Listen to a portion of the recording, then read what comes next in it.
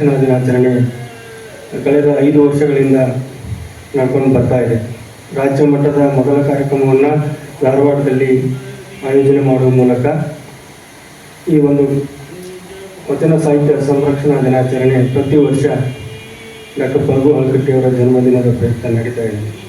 ಅದೇ ರೀತಿ ಇವತ್ತು ರಾಜ್ಯಾದ್ಯಂತ ರಾಜ್ಯ ಮಟ್ಟದಲ್ಲಿ, ಜಿಲ್ಲೆಗಳಲ್ಲಿ, ತಾಲೂಕುಗಳಲ್ಲಿ ಈ ಒಂದು ಕಾರ್ಯಕ್ರಮವನ್ನು ಸರ್ಕಾರದ ವತಿಯಿಂದ ನಡೆಸಲಾಗ್ತಾ ಇದೆ. ಡಾಕ್ಟರ್ ಫಗು ಹಳಕಟ್ಟಿಯವರು ನಮಗೆ ನೀಡಿದಂಥ ಕೊಡುಗೆ ಅಪಾರ. ವಿಶ್ವಕ್ಕೆ ವಚನ ಸಾಹಿತ್ಯ ಹೇಗೆ ನಾವು ಕರ್ನಾಟಕದವರು ಕೊಡುಗೆಯನ್ನು ನೀಡಿದ್ದೆವೋ ಅದೆಲ್ಲದಕ್ಕೂ ಕಾರಣ ಡಾಕ್ಟರ್ ಫಗು ಹಳಕಟ್ಟಿಯವರು. ಅವರು ವಚನ ಸಾಹಿತ್ಯವನ್ನು ಸಂಶೋಧಿಸಿ, ಸಂಗ್ರಹಿಸಿ, ಗ್ರಂಥ ಸಂಪಾದನೆ ಮಾಡಿ ನಮಗೆ ಕನ್ನಡಿಗರಿಗೆ ನೀಡಿದ್ದಾರೆ. ಹಾಗಾಗಿ ಇವತ್ತು ವಚನ ಸಾಹಿತ್ಯ ಇಷ್ಟೊಂದು ಪ್ರಸಿದ್ಧಿಗೆ ಬರಲು ಕಾರಣ ಡಾಕ್ಟರ್ ಫಗು ಹಳಕಟ್ಟಿಯವರ ಕಾರ್ಯ ಅಂದರೆ ತಪ್ಪಾಗಲಾರದು.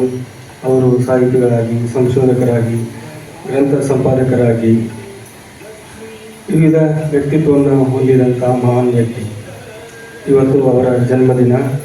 ಹಾಗಾಗಿ ಅವರ ಜನ್ಮದಿನದ ಪ್ರಯುಕ್ತ ಅವರಿಗೆ ನಿಮ್ಮೆಲ್ಲರ ನಮನ. ಇವತ್ತು ಕಾರ್ಯಕ್ರಮಕ್ಕೆ ಮುಖ್ಯ ಅತಿಥಿಗಳಾಗಿ ಆಗಮಿಸಿರುವಂಥ ಹುಬ್ಬಳ್ಳಿ ಧಾರವಾಡ ಮಹಾನಗರದ ಗ್ಯಾರಂಟಿ ಯೋಜನೆಗಳ ಅಧ್ಯಕ್ಷರಾದಂಥ ಶ್ರೀ ಪ್ರಕಾಶ್ ಹಣಿಯಾಳ್ ಅವರು ಆಗಮಿಸಿದ್ದಾರೆ. ಅವರಿಗೆ ಸ್ವಾಗತವನ್ನು ಕೋರ್ತಾ ಇದ್ದೀನಿ. ಹಾಸ್ಯರಾಗಿರುವಂಥ ಮಾನ್ಯ ಸದಸ್ಯರು, ಹುಬ್ಬಳ್ಳಿ ಧಾರವಾಡ ಮಹಾನಗರ ಪಾಲಿಕೆ ಹಾಗೂ ಮಾಜಿ ಮಹಾಪೌರರು ಮತ್ತು ಉಪಾಧ್ಯಕ್ಷರು ಲಿಂಗಾಯತ ನೇಕಾರ ಸಮಾಜ ಧಾರವಾಡ ಶ್ರೀ ಈರೇಶ್ ಅಂಚೆಟಿಗೇರಿ ಅವರು, ಅವರಿಗೂ ಕೂಡ ಈ ಕಾರ್ಯಕ್ರಮಕ್ಕೆ ಸ್ವಾಗತವನ್ನು ಕೋರ್ತಾ ಇದ್ದೀನಿ.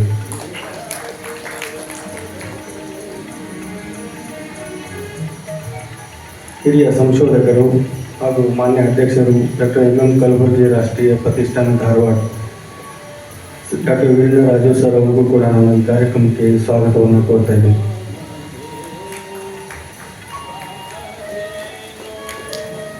ಇವತ್ತಿನ ವಿಶೇಷ ಉಪನ್ಯಾಸಕರು ಶ್ರೀಮತಿ ಉಮಾ ಬಾಗಲಕೋಟೆ ಅವರು, ಹಿರಿಯ ತರಬೇತಿ ಅಧಿಕಾರಿ, ಸರ್ಕಾರಿ ಕೈಗಾರಿಕಾ ತರಬೇತಿ ಸಂಸ್ಥೆ ಚೆನ್ನಮ್ಮನ ಕಿತ್ತೂರು, ಅವ್ರಿಗೂ ಕೂಡ ಈ ಕಾರ್ಯಕ್ರಮಕ್ಕೆ ಹೃತ್ಪೂರ್ವಕವಾಗಿ ಸ್ವಾಗತವನ್ನು ಕೋರ್ತಾ ಇದ್ದಾರೆ.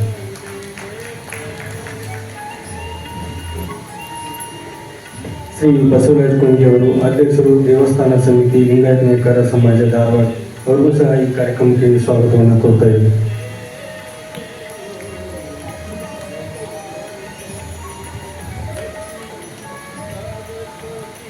ಶ್ರೀ ಸದಾನಂದ ಶಾಂತಪ್ಪ ಹಳಕಟ್ಟಿ ಅವರು, ಅವ್ರಿಗೂ ಸಹ ಈ ಕಾರ್ಯಕ್ರಮಕ್ಕೆ ಸ್ವಾಗತವನ್ನು ಕೋರ್ತಾ ಇದ್ದೀನಿ.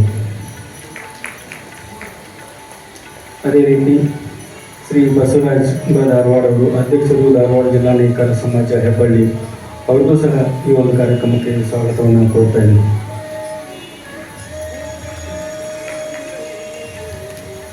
ಈ ಒಂದು ಕಾರ್ಯಕ್ರಮಕ್ಕೆ ಆಗಮಿಸಿರುವಂಥ ಸಮಾಜದ ಎಲ್ಲ ಗಣ್ಯರಿಗೆ, ಹಿರಿಯರಿಗೆ ಮತ್ತು ಲಿಂಗಾಯತ ನೇಕಾರ ಸಮಾಜದ ಎಲ್ಲ ಮುಖಂಡರಿಗೆ ಮತ್ತು ತಾಯಂದಿರಿಗೆ ತಮ್ಮೆಲ್ಲರಿಗೂ ಕೂಡ ಜಿಲ್ಲಾಡಳಿತ ವತಿಯಿಂದ ಹಾರ್ದಿಕವಾದ ಸ್ವಾಗತವನ್ನು ಕೋರ್ತಾ ಇದ್ದೇವೆ. ಮಾಧ್ಯಮದ ಮಿತ್ರರು, ಅಧಿಕಾರಿ ವರ್ಗದವರು ತಮ್ಮೆಲ್ಲರಿಗೂ ಕೂಡ ಸ್ವಾಗತವನ್ನು ಕೋರುತ್ತಾ, ಮತ್ತೊಮ್ಮೆ ಡಾಕ್ಟರ್ ಫಗು ಹಳಕಟ್ಟಿ ಅವರ ಕುಟುಂಬದ ಎಲ್ಲ ಸದಸ್ಯರಿಗೆ ಮತ್ತು ಅವರ ಬಂಧು ಬಾಂಧವರಿಗೂ ಕೂಡ ಸ್ವಾಗತವನ್ನು ಕೋರುತ್ತಾ, ಮತ್ತೊಮ್ಮೆ ತಮಗೆಲ್ಲರಿಗೂ ಕೂಡ ವಚನ ಪಿತಾಮಹ ಡಾಕ್ಟರ್ ಫಗು ಹಳಕಟ್ಟಿ ಜನ್ಮದಿನಾಚರಣೆ, ಅದರ ಪ್ರಯುಕ್ತ ವಚನ ಸಾಹಿತ್ಯ ಸಂರಕ್ಷಣಾ ದಿನಾಚರಣೆ ಕಾರ್ಯಕ್ರಮಕ್ಕೆ ಹೃತ್ಪೂರ್ವಕವಾಗಿ ಸ್ವಾಗತ, ಸುಸ್ವಾಗತ, ವಂದನೆಗಳು. ಪುಷ್ಪ ನಮನವನ್ನು ಸಲ್ಲಿಸಿ ದೀಪವನ್ನು ಪ್ರಜ್ವಲನೆ ಮಾಡೋದರ ಮೂಲಕ ಕಾರ್ಯಕ್ರಮಕ್ಕೆ ವಿದ್ಯುಕ್ತ ಚಾಲನೆಯನ್ನು ನೀಡಲಿದ್ದಾರೆ.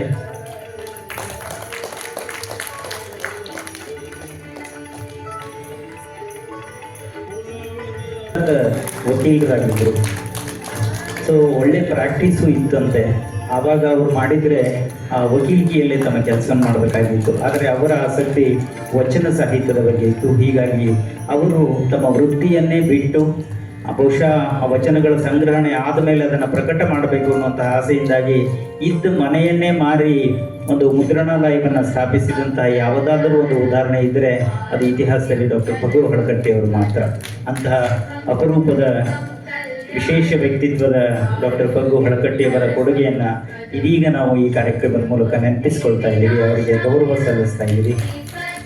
ಕಾರ್ಯಕ್ರಮವನ್ನು ದೀಪ ಪ್ರಜ್ವಲನೆ ಮೂಲಕ ವಿದ್ಯುಕ್ತ ಚಾಲನೆಯನ್ನು ನೀಡಿದಂಥ ಎಲ್ಲ ಗಣ್ಯರಿಗೂ ಕೂಡ ಕೃತಜ್ಞತೆಗಳನ್ನು, ಧನ್ಯವಾದಗಳನ್ನು ತಿಳಿಸ್ತಾ ಹೇಳಿ ಶ್ರೀ ಈರೇಶ್ ಅಂಚಟಗಿರಿ ಅವರನ್ನು ನಾನು ವಿನಂತಿ ಮಾಡಿಕೊಳ್ತೇನೆ.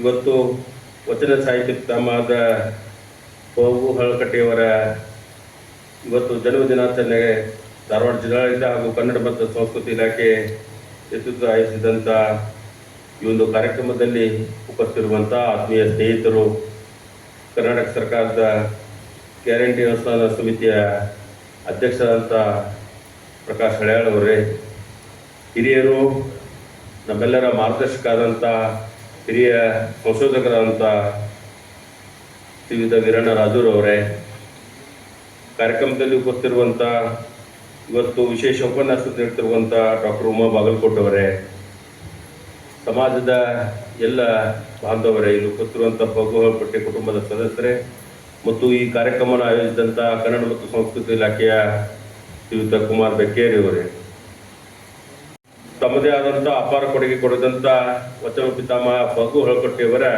ಜನ್ಮ ದಿನಾಚರಣೆ. ಯಾವ ಊರಿನಲ್ಲಿ ಅವ್ರು ಹುಟ್ಟಿದ್ರು ಆ ಜನ ಮರೆತಿದ್ದಾರೆ, ಆದರೆ ಪಕ್ಕದ ವಿಜಯಪುರ ಜಿಲ್ಲೆಯಲ್ಲಿ ಇವತ್ತಿಗೂ ಅವ್ರನ್ನ ನೆನ್ಕೊಂಡಿರ್ತಾರೆ. ಇವತ್ತು 2 ಬೃಹತ್ ಶಿಕ್ಷಣ ಸಂಸ್ಥೆಗಳು, ಒಂದು KLE ಸಂಸ್ಥೆ ಮತ್ತು BLDA ಸಂಸ್ಥೆ, ಅದನ್ನು ಹುಟ್ಟು ಹಾಕಲಿಕ್ಕೆ ಸಪ್ತಋಷಿಗಳಲ್ಲಿ ಒಬ್ಬರು KLE ಸಂಸ್ಥೆ. ಅಂಥ ಮಹಾನ್ ಪುರುಷರು ತಮ್ಮ ಇಡೀ ಬದುಕನ್ನು ಈ ಒಂದು ವಚನ ಸಾಹಿತ್ಯವನ್ನು ಕ್ರೋಢೀಕರಣ ಮಾಡಿ 12ನೇ ಶತಮಾನದಲ್ಲಿದ್ದಂಥ ಎಲ್ಲ ವಚನಗಳನ್ನು ಒಂದುಗೂಡಿಸಿ ಮಾಡಿಸಿ ಆ ಒಂದು ಮೂಲೆಗಳಲ್ಲಿ ಸಂಚರಿಸಿ ಅದನ್ನು ಪುನರ್ ಪ್ರತಿಷ್ಠಾಪನೆ ಮಾಡುವ ಮೂಲಕ ಇವತ್ತು ಈ ಸಮಾಜಕ್ಕೆ ಮತ್ತು ಬರ್ತಕ್ಕಂಥ ನಮ್ಮ ಎಲ್ಲ ಇತಿಹಾಸಕ್ಕೆ ಒಂದು ಕೊಡುಗೆ ಕೊಟ್ಟಂಥ ಏನು ನಮ್ಮ ಫಗು ಹಳಕಟ್ಟಿಯವರು, ಅದನ್ನು ಕರ್ನಾಟಕ ರಾಜ್ಯ ಸರ್ಕಾರವರು ಏನು ಸಾಹಿತ್ಯವನ್ನು ಸಂರಕ್ಷಣೆ ಮಾಡುವಂಥ ಒಂದು ದಿನವಾಗಿ ಆಚರಣೆ ಮಾಡ್ತಾ ಇದ್ದಾರೆ. ಬಂಧುಗಳೇ, ವಚನ ಸಾಹಿತ್ಯ ಕೇವಲ ಒಂದು ಧಾರ್ಮಿಕ ಸಾಹಿತ್ಯವಲ್ಲ, ನಾವು ಕೇವಲ ಒಂದು ಸಮಾಜಕ್ಕೆ ಸೀಮಿತವಾದಂಥ ಸಾಹಿತ್ಯ ಅಲ್ಲ, ಇದನ್ನು ಸರ್ವ ಸಮಾಜಕ್ಕೆ ಬಸವಣ್ಣವರು ಆ ಸಂದರ್ಭದಲ್ಲಿ 12ನೇ ಶತಮಾನದಲ್ಲಿ ನಿಮಗೆಲ್ಲರಿಗೂ ಕೊಡುಗೆ ಕೊಟ್ಟಿದ್ದಾರೆ.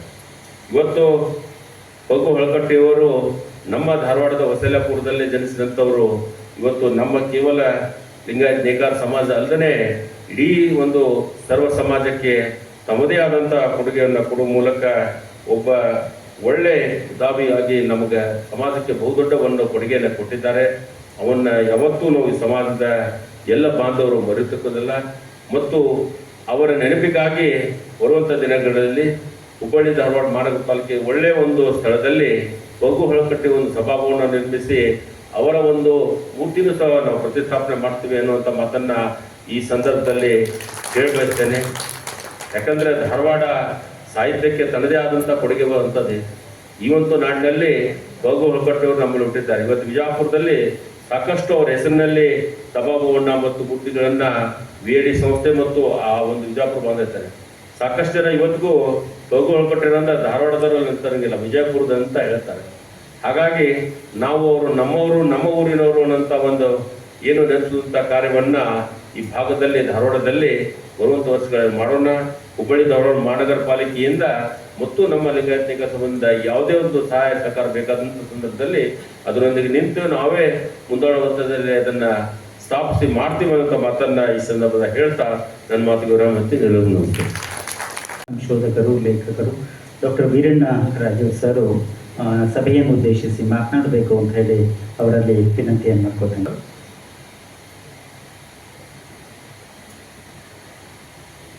ಜಿಲ್ಲಾಡಳಿತ ಹಾಗೂ ಕನ್ನಡ ಮತ್ತು ಸಂಸ್ಕೃತಿ ಇಲಾಖೆ ಧಾರವಾಡ ಜಿಲ್ಲೆ ಹಮ್ಮಿಕೊಂಡಿರುವಂಥ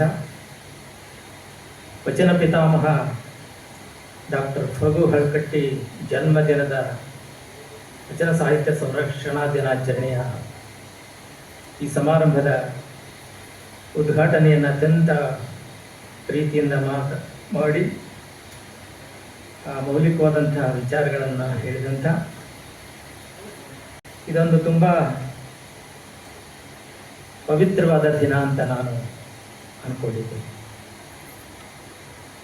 ಹಳಕಟ್ಟಿಯವರಂದರೆ ಪ್ರಾತಸ್ಮರಣೀಯ ಪುಣ್ಯ ಪುರುಷರು. ಅವ್ರನ್ನ ನಾವು ದಿನ ನೆನೀಬೇಕು.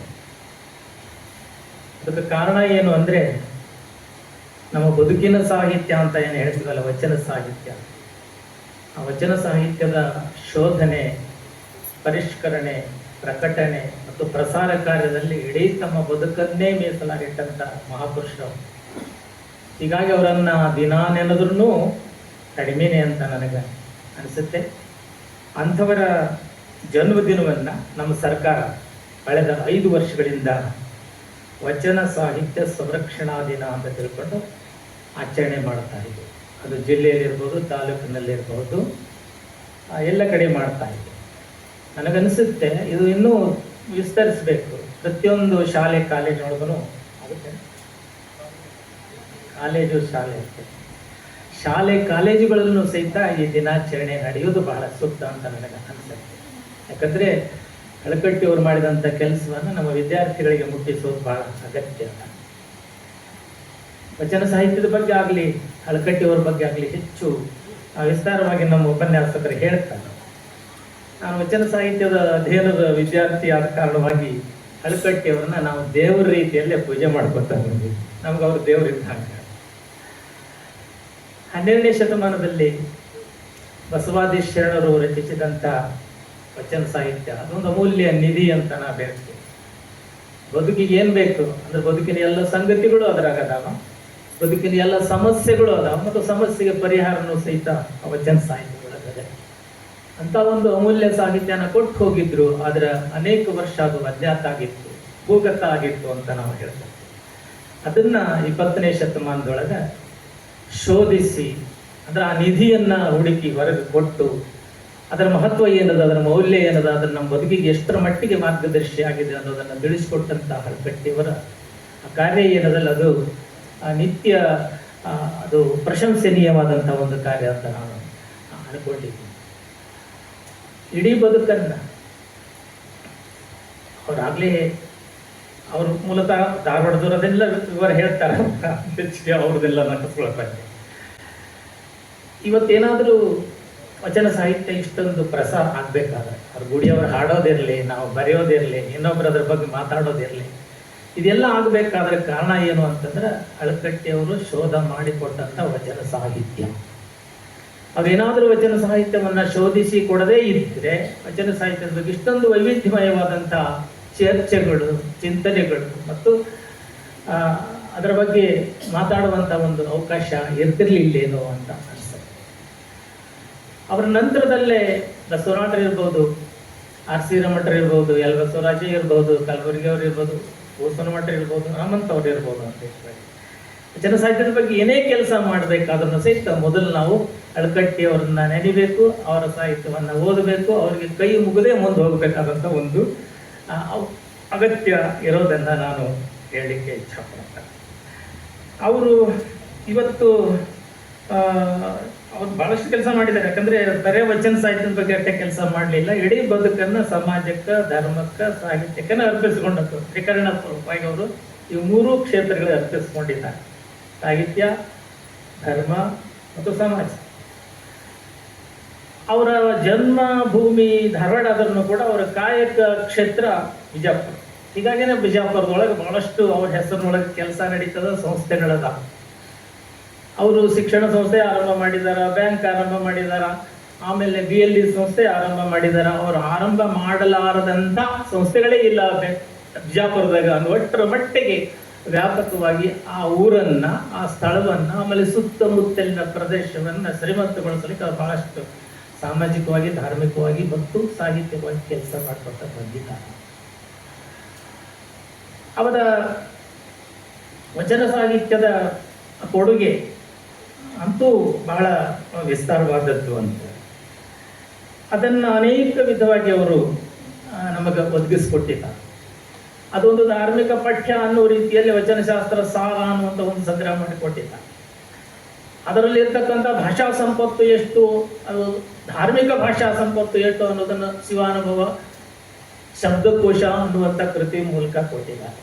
ಹಾಗಾಗಿಯೇ ಬಸವಾದಿ ಶರಣರು, ಬಸವಣ್ಣ, ಚನ್ನಬಸವಣ್ಣ, ಪ್ರಭುದೇವ, ತಮ್ಮದೇವಿ ಎಲ್ಲ ಶರಣೆಯರ ವಚನಗಳನ್ನು, ಎಲ್ಲ ಶರಣರ ವಚನಗಳನ್ನು ಮೊಟ್ಟ ಮೊದಲಿಗೆ ಅವರ ಪರಿಷ್ಕರಿಸಿ ಪ್ರಕಟ ಮಾಡಿ ಕೊಟ್ಟು ಹೋದ ಕಾರಣವಾಗಿ ಅವ್ರ ಬಗ್ಗೆ ನಾವು ಇವತ್ತು ಚರ್ಚೆ ಮಾಡಲಿಕ್ಕೆ ಅಗತ್ಯ ಅದು ಅನುಕೂಲ ಆಗ್ಯದ ಅನ್ನೋ ಮಾತನ್ನು ನಾನು ಹೇಳ್ತಾ, ಅವರು ವಕೀಲರಾಗಿದ್ದರು.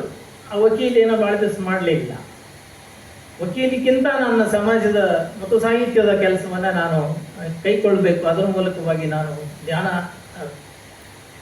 ಹಂಚಬೇಕು ಅನ್ನುವಂಥ ಒಂದು ಮನುಷ್ಯನ ಇಟ್ಕೊಂಡಂಥ ಆಳ್ಕಟ್ಟಿಯವರು ತಮ್ಮ ಮನೆಯನ್ನು ಮಾರಿ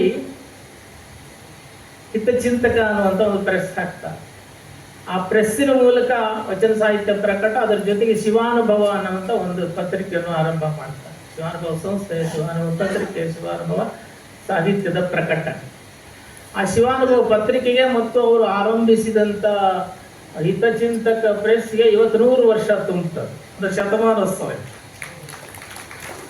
100 ವರ್ಷದಿಂದ ಮನೆ ಮಾರಿ ಹಿತಚಿಂತಕ ಪ್ರೆಸ್ ಹಾಕಿ ಅದರ ಮೂಲಕ ಶಿವಾನುಭವ ಪತ್ರಿಕೆ ಮತ್ತು ವಚನ ಸಾಹಿತ್ಯವನ್ನು ಪ್ರಕಟ ಮಾಡುವ, ಪ್ರಸಾರ ಮಾಡುವಂಥ ಯಾರಾದರೂ ಒಬ್ಬ ಮನುಷ್ಯ ವ್ಯಕ್ತಿ ಇದ್ರೆ ಅದು ಹೊಳಕಟ್ಟಿಯವರು ಮಾತ್ರ ಅಂತ ಅನಿಸುತ್ತೆ. ಯಾಕಂದ್ರೆ ಇವತ್ತು ಲಾಭ ನೋಡುವಂಥ ಜನನೇ ಬೇಡ, ನಿಸ್ವಾರ್ಥ ಭಾವದಿಂದ ತಮ್ಮ ಇಡೀ ಬದುಕನ್ನು ಈ ಸಾಹಿತ್ಯಕ್ಕೆ, ಸಮಾಜಕ್ಕೆ ಹಂಚಿಕೊಂಡಂಥ ಯಾರಾದರೂ ಒಬ್ಬರು ವಿರಳ ವ್ಯಕ್ತಿ ಇದ್ರೆ ಅದು ಹೊಳಕಟ್ಟಿಯವರಂತ ನಾನು ಹೇಳಲಿಕ್ಕೆ ಇಷ್ಟಪಡ್ತೇನೆ. ಇಂಥ ಮಹತ್ವರ ಆ ದಿನವನ್ನು ನಾವು ಭಾಳ ವೈಭವದಿಂದ, ವಿಜೃಂಭಣೆಯಿಂದ ಮತ್ತು ಅರ್ಥಪೂರ್ಣವಾಗಿ ಆಚರಿಸಬೇಕಾದದ್ದು ಭಾಳ ಅಗತ್ಯ ಅದ. ಆಮೇಲೆ ಹೇಳಿದ್ರು ಯಾರು ಗೊತ್ತಿದ್ದಿಲ್ಲ, ಬಂದಿದ್ದಿಲ್ಲ, ಭಾಳ ಜನ ಇದೆ, ಕಡಿಮೆಲ್ಲ ಜನ ಸೇರ್ಬೇಕಲ್ಲ ಅಂತ ನಮ್ಗನಿಸ್ತದ. ನನಗನ್ಸುತ್ತೆ ಏನು ಅಂದರೆ, ಈ ಕಾರ್ಯಕ್ರಮವನ್ನು ಜನ ಇಲ್ಲದ ಇಂಥ ಕಾರ್ಯಕ್ರಮ ವೇದಿಕೆಯಲ್ಲಿ ಮಾಡೋದಕ್ಕಿಂತ ಕಾಲೇಜಿಗೆ ಅಥವಾ ಹೈಸ್ಕೂಲ್ಗೆ ಹೋಗಿ ಅಲ್ಲೇ ಈ ಕಾರ್ಯಕ್ರಮವನ್ನು ನಡೆಸಿದ್ರೆ ಹೆಚ್ಚು ಮಟ್ಟಿಗೆ ಹಳಕಟ್ಟಿಯವ್ರನ್ನ ವಿದ್ಯಾರ್ಥಿಗಳಿಗೆ ಮುಟ್ಟಿಸಿದಂಗೆ ಆಗತ್ತೆ, ಅದು ಸಾರ್ಥಕ ಆಗತ್ತೆ ಅಂತ ನನಗೆ ಅನಿಸುತ್ತೆ. ನಮ್ಮ ಸಂಸ್ಕೃತಿ ಇಲಾಖೆಯವರು ಆ ಹಿನ್ನೆಲೆ ಒಳಗೆ ವಿಚಾರ ಮಾಡಲಿ ಅಂತ. ಹಳಕಟ್ಟಿಯವರ ಬಗ್ಗೆ ಬಿಜಾಪುರದೊಳಗೆ ಬೇಕಾದಷ್ಟು ಸ್ಮಾರಕ ಆಗಿದ್ದಾವೆ. ಹಳಕಟ್ಟಿ ಭವನ ಆಗ್ಯದ, ಆಮೇಲೆ ಹಳಕಟ್ಟಿ ಸಂಶೋಧನಾ ಸಂಸ್ಥೆ ಅನ್ನೋದಾಗ್ಯದ. ಅದರ ಮೂಲಕ ಅನೇಕ ಕೆಲಸಗಳು, ಪ್ರಕಟಣಾ ಕೆಲಸಗಳು ನಡೀತಾವೆ. ಧಾರವಾಡದೊಳಗೂ ಅಂಥ ಒಂದು ಸ್ಮಾರಕ, ಹಳಕಟ್ಟಿಯವರ ನಿಜವಾದ, ಗಟ್ಟಿಯಾದ ಮತ್ತು ಎದ್ದು ಕಾಣತಕ್ಕಂಥ ಸ್ಮಾರಕ ಆಗಬೇಕಾದದ್ದು ಭಾಳ ಅಗತ್ಯ ಅಂತ ಚಿಟ್ಟಿಗೆರೆ ಅವರು ಹೇಳಿದರು. ಆ ಹಿನ್ನೆಲೆಯೊಳಗೆ ನಾನು ವಿಚಾರ ಮಾಡ್ತೀನಿ ಅಂತ. ಆ ಹೊಸ ಯಲ್ಲಾಪುರದೊಳಗೆ ಈಗಾಗಲೇ ಜಾಗ ತಗೊಂಡಿದ್ದೇವೆ. ಅದಕ್ಕೆ ಅಸ್ಥಿವಾರ ಅಂದರೆ ಗುದ್ಲಿ ಪೂಜೆನೂ ಆಗ್ಯದ. ಅದನ್ನು ಭವನ ಎಬ್ಬಿಸಿ ಅಲ್ಲಿ ಕಾರ್ಯಕ್ರಮ ನಡೆಯುವಂಥ ಒಂದು ಯೋಜನೆಯನ್ನು ಧಾರವಾಡ ನಗರ ಪಾಲಿಕೆ ಮಾಡಬೇಕು, ಅದಕ್ಕೆ ಹೆಚ್ಚು ಮುತುವರ್ಜಿಯನ್ನು ಹಂಚಿಕೆಗೆ ವಹಿಸಬೇಕು ಅನ್ನುವಂಥ ಮಾತನ್ನು ಹಂಚಿಕೆಗೆ ವಹಿಸಬೇಕು ಅಂತ ತಮ್ಮೆಲ್ಲರ ಪರವಾಗಿ ಹೇಳ್ತಾ ಹೆಚ್ಚಿಗೆ ಮಾತಾಡೋದು ಬೇಡ, ಅವರು ಬೇಡ. ಒಟ್ಟಾಗಿ ಹಳಕಟ್ಟಿಯವರ ಹೆಸರನ್ನು ಸ್ಥಿರಗೊಳಿಸಲಿಕ್ಕೆ ನಾವು ಏನೇನು ಮಾಡಬೇಕು ಅದನ್ನು ಮಾಡಬೇಕು ಅಂದಾಗ ಮಾತ್ರ ಅವರ ಋಣವನ್ನು ತೀರಿಸಕ್ಕೆ ಸಾಧ್ಯ ಆಗುತ್ತೆ ಅನ್ನುವಂಥ ಮಾತನ್ನು ಹೇಳ್ತಾ ಅವಕಾಶಕ್ಕಾಗಿ ಎಲ್ಲರಿಗೂ ಶರಣಾರ್ಥಿ.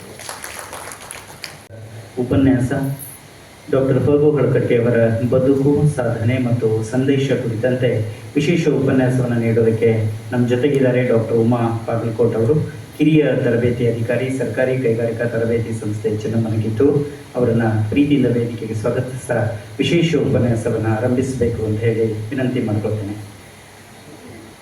ಘನತೆ ವೆತ್ತ ಕರ್ನಾಟಕ ಸರ್ಕಾರದ ಜಿಲ್ಲಾಡಳಿತ ಹಾಗೂ ಕನ್ನಡ ಮತ್ತು ಸಂಸ್ಕೃತಿ ಇಲಾಖೆ ಧಾರವಾಡ ಜಿಲ್ಲೆ ಇದರ ವತಿಯಿಂದ ವಚನ ಪಿತಾಮಹ ಡಾಕ್ಟರ್ ಫಗು ಹಳಕಟ್ಟಿ ಅವರ ಜನ್ಮದಿನವನ್ನು ವಚನ ಸಾಹಿತ್ಯ ಸಂರಕ್ಷಣಾ ದಿನಾಚರಣೆ ಅಂತ ಆಚರಿಸ್ತಾ ಇರುವ ಈ ಶುಭ ಸಂದರ್ಭದಲ್ಲಿ ವೇದಿಕೆಯ ಮೇಲೆ ಆಸೀನರಾದ ಎಲ್ಲ ಗಣ್ಯಮಾನ್ಯರಿಗೆ, ಕಾರ್ಯಕ್ರಮದಲ್ಲಿ ಉಪಸ್ಥಿತರಿರುವ ಎಲ್ಲ ಹಿರಿಯರು, ಕಿರಿಯರು, ಕನ್ನಡದ ಮನಸ್ಸುಗಳಿಗೆ, ಇಂದು ಇಲ್ಲಿ ಉಪಸ್ಥಿತರಿರುವ ಡಾಕ್ಟರ್ ಫಗು ಹಳಕಟ್ಟಿಯವರ ಬಂಧುಗಳಿಗೆ ಹಾಗೂ ಈ ಕಾರ್ಯಕ್ರಮದಲ್ಲಿ ಭಾಗವಹಿಸಬೇಕಿದ್ದ ಆದರೆ ಅನಿವಾರ್ಯ ಕಾರಣಗಳಿಂದ ಅನುಪಸ್ಥಿತರಾದ ಎಲ್ಲ ರಾಜಕೀಯ ಧುರೀಣರು, ಮುಖ್ಯ ಹಾಗೂ ವಿಶೇಷ ಅತಿಥಿಗಳು, ಧಾರವಾಡ ಜಿಲ್ಲೆಯ ಕನ್ನಡ ಮತ್ತು ಸಂಸ್ಕೃತಿ ಇಲಾಖೆಯ ಎಲ್ಲ ಸದಸ್ಯರು, ಮಾಧ್ಯಮ ಮಿತ್ರರು, ಅವರಿವರೆನ್ನದೇ ಸರ್ವರಿಗೂ ಕೂಡ ನಾನು ಮತ್ತೊಮ್ಮೆ ವಂದಿಸಿ ಶರಣಾರ್ಥಿಗಳನ್ನು ಅರ್ಪಿಸ್ತೀನಿ. ಇವತ್ತು ಈಗಾಗಲೇ ಕಾರ್ಯಕ್ರಮ ಶುರು ಆಗುವುದರೊಳಗನ ನಮ್ಮ ಶ್ರೀಯುತ ಕುಲಕರ್ಣಿಯವರು ಸಾಕಷ್ಟು ವಿಷಯಗಳನ್ನು ಸಂಕ್ಷಿಪ್ತವಾಗಿ ಫಗು ಹೊಳಕಟ್ಟಿಯವರ ಬಗ್ಗೆ ವಿಚಾರಗಳನ್ನು ಹೇಳಿದರು. ಅದರ ಜೊತೆಗೇ ಇವತ್ತು ಇಲ್ಲಿ ಗುರುಗಳಾಗಿರ್ತಕ್ಕಂಥ ವೀರಣ್ಣ ರಾಜೂರವರು, ಮಾನ್ಯ ಶ್ರೀ ಹಿರೇಶ್ ಅಂಚಟಗಿರಿ ಅವರು ತಮ್ಮ ಸಂಕ್ಷಿಪ್ತ ಭಾಷಣದಲ್ಲಿ ವಚನ ಪಿತಾಮಹರ ಬಗ್ಗೆ ಕೆಲವೊಂದಿಷ್ಟು ಅಂಶಗಳನ್ನು ತಮಗೆಲ್ಲ ತಿಳಿಯಪಡಿಸಿದರು. ಆದರೆ ವಿಶೇಷ ಉಪನ್ಯಾಸಕವನ್ನು ನೀಡಲಿಕ್ಕೆ ಅಂಥೇಳಿ ನನಗೆ ಇಲ್ಲಿ ಆಹ್ವಾನ ಕೊಟ್ಟಿದ್ದರಿಂದ ನಾನು ಕೂಡ ನನ್ನ ಕರ್ತವ್ಯವನ್ನು ನಿರ್ವಹಿಸಲಿಕ್ಕೆ ತಮ್ಮ ಅನುಮತಿಯನ್ನು ಪಡಿತೀನಿ. ನನಗೆ ಎಷ್ಟು ಹೆಮ್ಮೆ ಅನ್ನಿಸ್ತಾದ ಅಂತಂದ್ರೆ 2023 ಇದೇ ವೇದಿಕೆಯ ಮೇಲೆ ವೀರಣ್ಣ ರಾಜೂರ್ ಗುರುಗಳ ಒಂದು ಉಪಸ್ಥಿತಿಯೊಳಗನ ನಾನು ಇಲ್ಲಿ ವಿಶೇಷ ಉಪನ್ಯಾಸವನ್ನು ನೀಡಿದ್ದೆ. ಬಹುಶಃ ಯಾವ ಜನ್ಮದ ಪುಣ್ಯನೋ ಗೊತ್ತಿಲ್ಲ, ಈ ಮಹಾಪುರುಷರ ಬಗ್ಗೆ ಮತ್ತೊಮ್ಮೆ ಉಪನ್ಯಾಸವನ್ನು ನೀಡುವ ಅವಕಾಶ ನನಗೆ ಒದಗಿ ಬಂದದ್ದು ನನಗೆ ಬಹಳ ಸಂತೋಷವನ್ನು ಉಂಟು ಮಾಡಿದೆ ಅಂತ ಹೇಳಿ ತಮ್ಮೆಲ್ಲರಿಗೆ ಹೇಳಲಿಕ್ಕೆ ಇಚ್ಛಾಪಡ್ತೀನಿ. ಈಗಾಗಲೇ ತಮಗೆಲ್ಲ ಗೊತ್ತಿರುವಂಗ ಇವತ್ತು ವಚನ ಪಿತಾಮಹ, ವಚನ ಗುಮ್ಮಟ, ಆಧುನಿಕ ಶರಣರು, ಸರ್ವಗುಣ ಸಂಪನ್ನರು ಆಗಿರ್ತಕ್ಕಂಥ ರಾಜೂರು ಗುರುಗಳು ಹೇಳಿದಾಗ ನಾವು ಅವ್ರನ್ನ ದೇವರಂತ ಪೂಜಿಸ್ತೀವಿ. ಅವರ ಒಂದು ಜನ್ಮ ದಿನವನ್ನು ಆಚರಿಸಲಿಕ್ಕೆ ಮತ್ತು ಈ ದಿನವನ್ನು ವಚನ ಸಂಸ್ಕರಣಾ ದಿನವನ್ನಾಗಿ ಒಂದು ನಮ್ಮ ಘನತೆಯುತ ಸರ್ಕಾರ ಇವತ್ತಿನ ದಿನ ಈ ಕಾರ್ಯಕ್ರಮವನ್ನು ಹಮ್ಮಿಕೊಂಡದ್ದು. ಈ ಶುಭ ಗಳಿಗೆ ಒಳಗ ಸಾಕಷ್ಟು ಜನ ಸೇರಬೇಕಾಗಿತ್ತು, ಯಾಕೆ ಸೇರಿಲ್ಲ, ಯಾರಿಗಿದು ಮುಟ್ಟಬೇಕು, ಆ ಎಲ್ಲ ವಿಚಾರಗಳನ್ನು ನಾವು ತಿಳ್ಕೊಂಡಿವಿ. ಪ್ರತಿ ವರ್ಷವೂ ಅದನ್ನು ಚರ್ಚೆ ಮಾಡ್ತೀವಿ. ಯಾರಿಗೆ ಅದನ್ನು ತಲುಪಬೇಕಾಗೈತಿ ಅವರ ಇಲ್ಲಿ ಬಂದಿರಂಗಿಲ್ಲ. ಅಂದ್ರೆ ನಮ್ಮ ಕೆಲಸ ಏನು, ಪ್ರತಿ ವರ್ಷ ನಾವು ಇದನ್ನ ಮಾತು ಹೇಳ್ತೀವಿ, ಪ್ರತಿ ವರ್ಷನೂ ಈ ತರ ಆಗ್ತದೆ. ಅಂದ್ರೆ ನಮ್ಮ ಕರ್ತವ್ಯ ಏನಂದ್ರೆ ಮುಂದೆ ಇದ್ರ ನಿಟ್ಟಿನೊಳಗೆ ನಾವು ಏನು ಮಾಡ್ಬೇಕನ್ನೋದನ್ನು ಕೂಡ ನಾವು ಇವತ್ತು ನಿರ್ಧಾರ ಮಾಡಿಕೊಂಡೇ ಇಲ್ಲಿಂದ ಹೊರಗೆ ಹೋಗ್ಬೇಕು ಅಂತ ತಿಳ್ಕೊಂಡ ನನಗನ್ನಿಸ್ತದೆ. ಆ ನಿಟ್ಟಿನೊಳಗೆ ವಿಚಾರ ಮಾಡತಕ್ಕಂಥ ಒಂದು ಸಂದರ್ಭ ಇದು.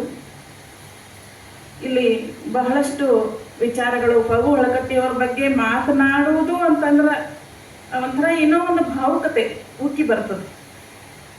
ಆ ಮಹಾತ್ಮರು ಅವರ ಒಂದು ಜೀವನನ ಒಂದು ಚಳವಳಿ, ಅವರ ಜೀವನನ ಒಂದು ಆಂದೋಲನ ಅಂತ ಅನ್ಕೋಬಹುದು.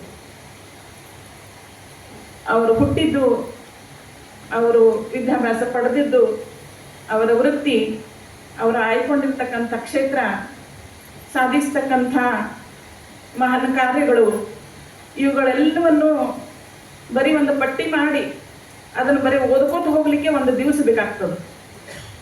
ಅಂಥ ಸಂದರ್ಭದೊಳಗೆ ಕೊಟ್ಟಂಥ ಸಮಯದೊಳಗೆ ಒಂದಿಷ್ಟು ವಿಚಾರಗಳನ್ನು ನಾನಿಲ್ಲಿ ಹೇಳಲಿಕ್ಕೆ ಇಚ್ಛಾಪಡ್ತೀನಿ. ನಿಮ್ಮೆಲ್ಲರಿಗೂ ಗೊತ್ತಿರುವಂಗ ಅವರು ಧಾರವಾಡದಲ್ಲಿ ಹುಟ್ಟಿದವರು, ಧಾರವಾಡದ ಮಣ್ಣಿನಲ್ಲಿ ಜನಿಸಿದ ಮಹಾಪುರುಷರು. ಜುಲೈ 2, 1880 ಗುರುಬಸಪ್ಪ ಹಳಕಟ್ಟಿಯವರು ಮತ್ತು ದಾನಾದೇವಿ ತಾಯಿಯವರ ಮಗನಾಗಿ ಹುಟ್ಟಿದಿರ್ತಕ್ಕಂಥ ಫಗು ಹಳಕಟ್ಟಿಯವರು ಒಂದು ರೀತಿ ಹೆಂಗೆ ಅನಿಸ್ತದ ಅಂತಂದ್ರೆ 12ನೇ ಶತಮಾನದೊಳಗೆ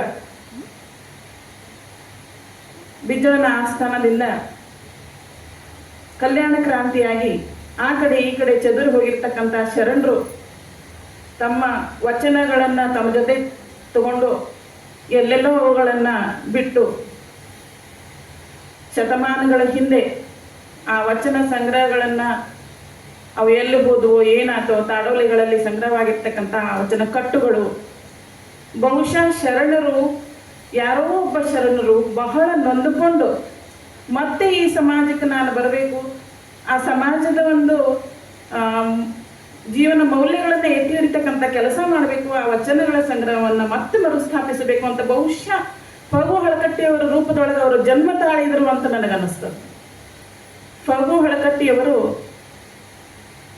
ಈ ಎಲ್ಲ 12ನೇ ಶತಮಾನದ ಶರಣರ ಒಂದು ಪ್ರತಿರೂಪದಂಗೆ ಕಾಣುತ್ತಾರೆ. ಗುರುಗಳು ಹೇಳಿದರು ಅವರು ನಮಗೆ ದೇವರ ಅಥವಾ ದೇವರ ಸಮಾನರು ಅಂತ ಹೇಳಿ. ಅದರೊಳಗೆ 2 ಮಾತಿಲ್ಲ.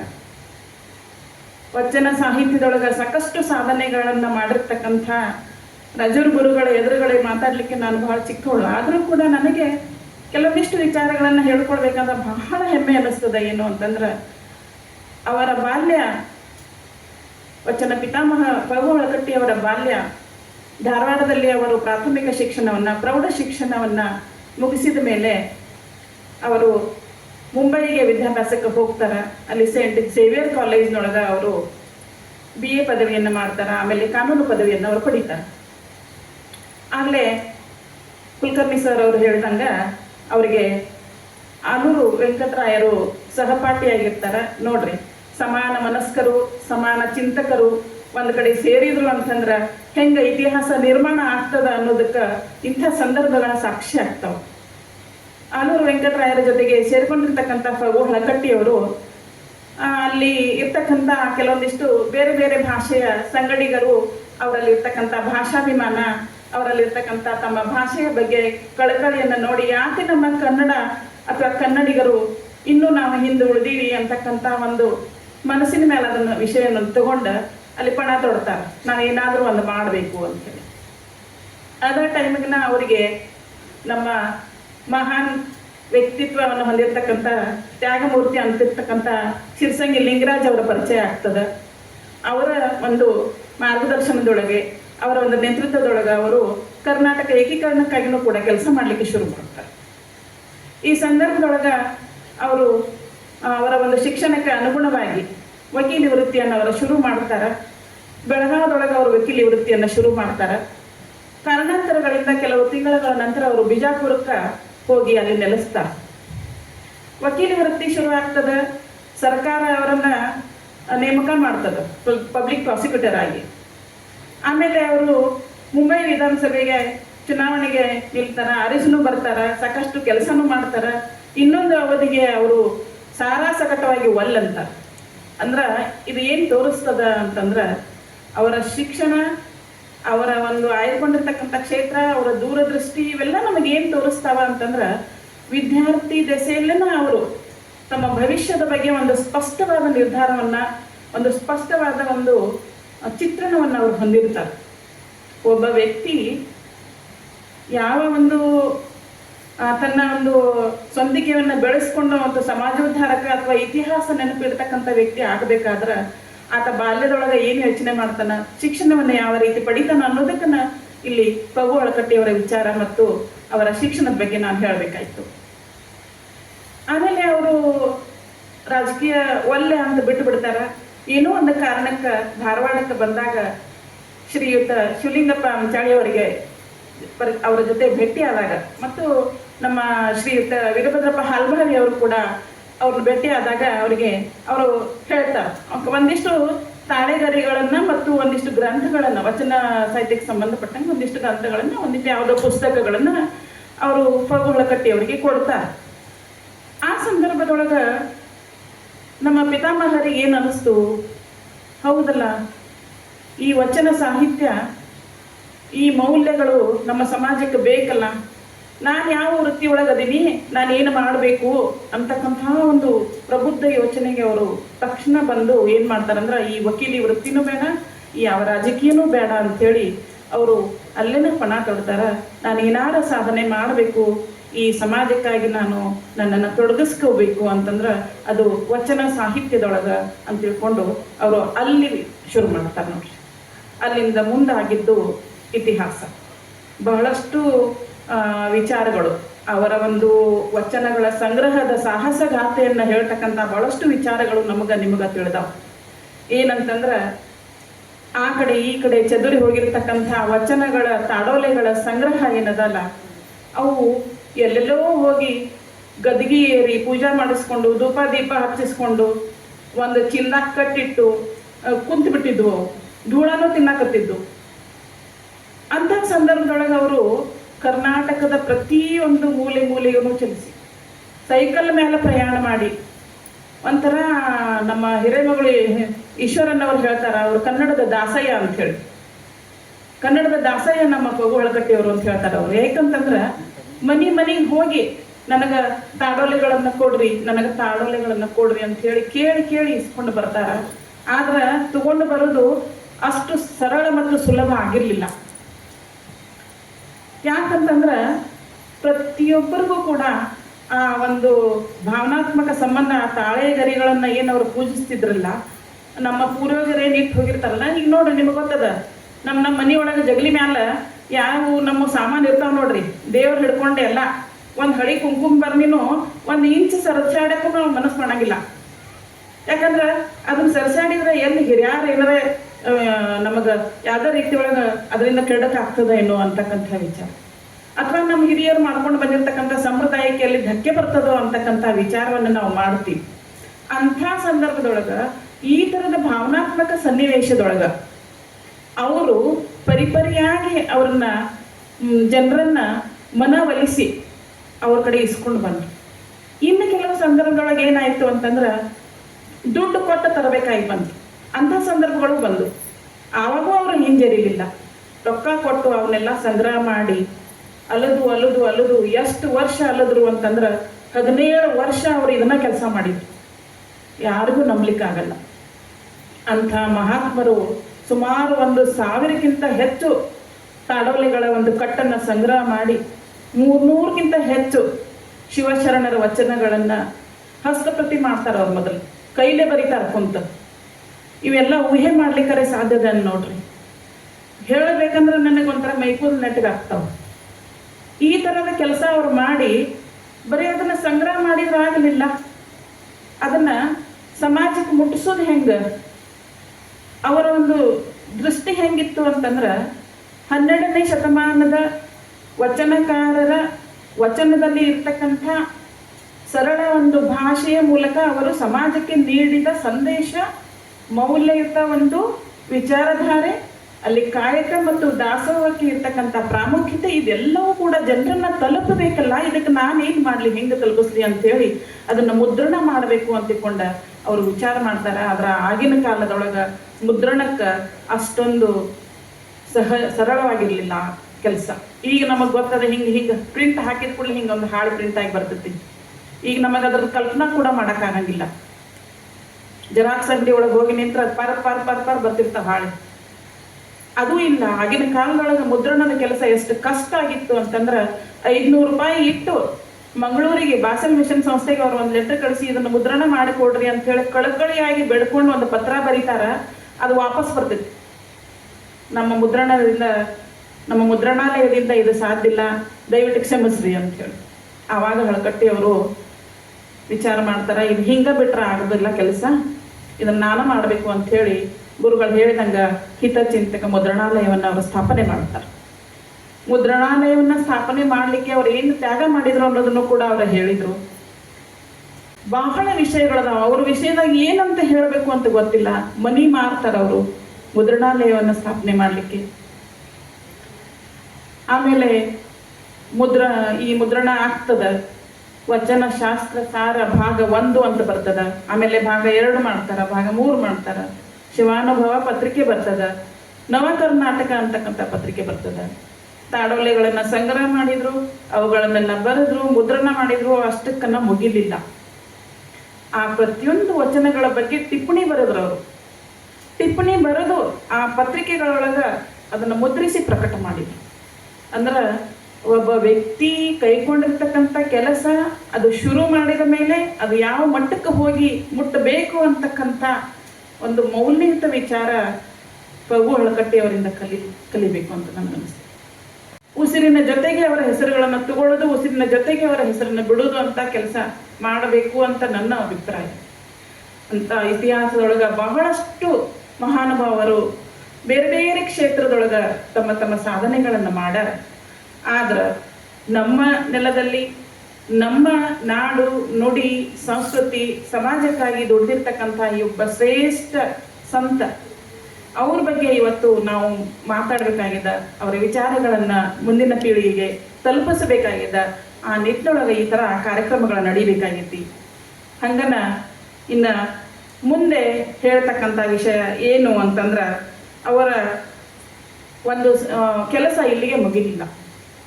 ಅವರು ಈಗ ಸಾಕಷ್ಟು ವಿಷಯ ನಾವು ಅವರು ವಚನ ಒಂದು ಸಂಗ್ರಹ ಒಂದು ವಿಷಯದೊಳಗಾಗಿರ್ಬೋದು, ಅದನ್ನ ಮುದ್ರಣ ವಿಷಯದೊಳಗಾಗಿರ್ಬೋದು, ಈ ಥರ ಎಲ್ಲ ಅವ್ರು ಮಾಡಿದ ಕಾರ್ಯಗಳನ್ನು ನಾವು ನೋಡ್ತೀವಿ.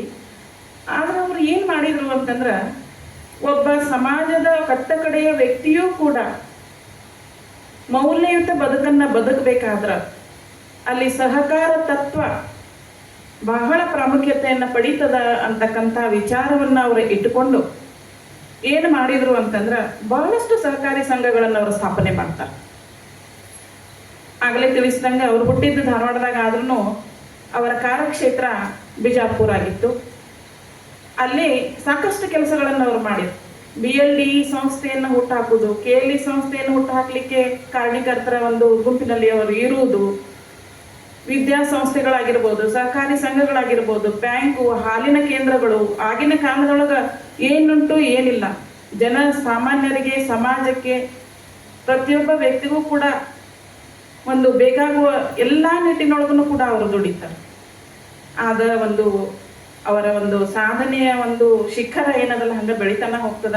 ಅದರ ನಡುವೆ ಬಹಳ ವಿಚಾರಗಳು ಅವರ ಒಂದು ಸಾದಾ ಮತ್ತು ಸರಳ ಜೀವನಕ್ಕೆ ಸಂಬಂಧಪಟ್ಟಂಗ ನಾವು ನೋಡಿದ್ರೆ, ಪಗು ಹಳಕಟ್ಟಿಯವರು ಎಷ್ಟು ಸರಳ ಜೀವಿ ಆಗಿದ್ರು ಅನ್ನೋದಕ್ಕೆ ನೀವು ಫೋಟೋದೊಳಗೆ ನೋಡಿರ್ತೀರಿ. ಆ ಪೇಟ, ಒಂದು ಕೋಟು, ಒಂದು ಪಂಜಿ, ಅದೊಂದು ಚಸ್ಮಾ ಅವ್ರದ್ದು, ಯಾವಾಗಲೂ ಅವರು ಅದೇ ಪೋಷಾಕಿನೊಳಗೆ ಇರ್ತಿದ್ರು. ಒಂದು ವಿಷಯ ಸಾಕಷ್ಟು ಸಲ ನಾನು ವೇದಿಕೆ ಮೇಲೆ ಈ ಮಾತನ್ನು ಹಂಚ್ಕೊಂಡೇನೆ. ಅವ್ರು ಹಿಂಗೆ ಒಂದ್ಸಲ ಯಾವುದೋ ಒಂದು ಫಂಕ್ಷನಿಗೆ ಹೋದಾಗ ಬ್ಯಾಸಿಗಿತ್ತಂತ ಅವರು ಸಂಘಟಕರು ಹೇಳ್ತಾರಂತ, ಅಪ್ಪ ಅವರ ಮತ್ತು ನೀವು ಮ್ಯಾಗಿನ ಕೋಟ್ ತೆಗೀರಿ, ಒಳಗೆ ಶೆಕಿ ಭಾಳ ಐತೆ ಅಂತ. ಇಲ್ಲ ಹೇಳ್ರಿ ನನಗೆ ನಡೀತೈತೆ ಅಂದ್ರು. ಇಲ್ಲ ತೆಗೀರಿ ಶೆಕಿ ಭಾಳ ಐತೆ, ಬೇಡ್ರಿ ನನಗೆ ನಡೀತಿದ್ರಿ ಅಂತ. ಯಾಕೋ ಅಪ್ಪ ಅವರು ಒಟ್ಟ ಕೋಟ ತೆಗಿವಲ್ಲ ಅಂತ ಅಂದ್ಕೊಳ್ಳೇನ ಅವರು ಯಾರಿಗೂ ಕಿವ್ಯಾಗ ಹೇಳ್ತಾರ, ಅವ್ರು ಒಳಗೆ ಶರ್ಟ್ ಪೂರ ಹರಿದೈತ್ರಿ, ಅದಕ್ಕೆ ನಾ ಕೋಟ್ ತೆಗಿಯಂಗಿಲ್ಲ ತಗೊಳ್ಳುವಾಗ. ಅದನ್ನ ಇನ್ನು ಹೇಳ್ಬೇಕಂತಿದ್ದು. ಇದು ಸಂದರ್ಭ ಏನು ಅಂತಂದ್ರೆ, ನಮ್ಮ ವಿಶ್ವವಿದ್ಯಾಲಯ ಅವರಿಗೆ ಗೌರವ ಡಾಕ್ಟರೇಟ್ ಪದವಿಯನ್ನು ಕೊಡಬೇಕಾದ ಸಂದರ್ಭದೊಳಗೆ ನೋಡ್ರಿ, ನಾವು